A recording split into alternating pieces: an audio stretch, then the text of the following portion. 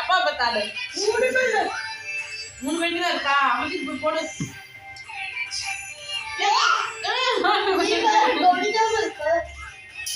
அப்பா இது அமைச்சு போய் போடு எப்படி நான் சொல்லுவேன் டிங் டிங் டிங் டிங் டிங் ஆடு கேட்டா அப்பாட்ட எக்ஸ்பிரஸ் அங்க காட்டு எப்படி ஆடு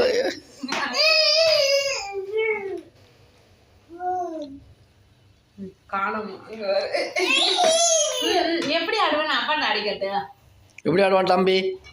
எப்படி ஆடுவான் எப்படி ஆடுவான் தம்பி